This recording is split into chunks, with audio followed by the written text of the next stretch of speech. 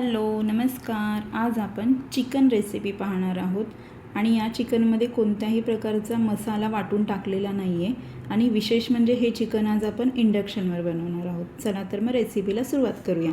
सगळ्यात महत्त्वाचं म्हणजे तुम्हाला जर माझ्या रेसिपी आवडत असतील तर लाईक शेअर आणि सबस्क्राईब करायला विसरू नका। इथे 1 किलो चिकन घेतलेलं आहे, ते स्वच्छ पाण्याने धुवून घ्यायचं आहे आपल्याला। त्याला हळद मीठ दही आणि कसुरी मेथी लावून घेतलेली आहे आणि ते छान मिक्स करून घ्यायचं आहे चिकनला। त्याच्यानंतर आपल्याला बेसिकच मसाले त्याला लावून घ्यायचे आहेत।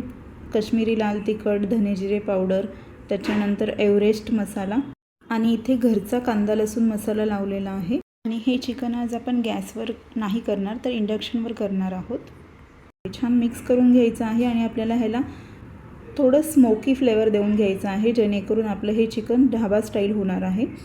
एका बाउलमध्ये काढून घेतलेला आहे, डिश ठेवलेली आहे। कोळसा छान गरम करून घ्यायचा आणि त्याच्यावर तूप टाकायचं आणि झाकण ठेवून साईडला ठेवून द्यायचं। इथे इंडक्शनवर मी कढई ठेवलेली आहे। कढईमध्ये तेल आणि बटर घेतलेलं आहे। खडे मसाले टाकून घ्यायचे, त्याच्यानंतर कांदा टाकायचा। कांदा शिजण्यापुरतं थोडंसं मीठ टाकायचं आहे।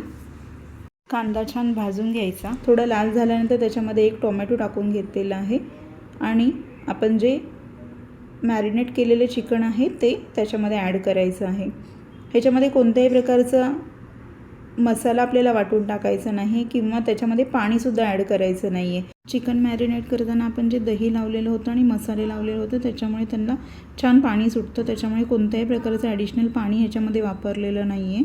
तुम्ही बघू शकता किती छान पद्धतीने हे चिकन तयार झालेलं आहे।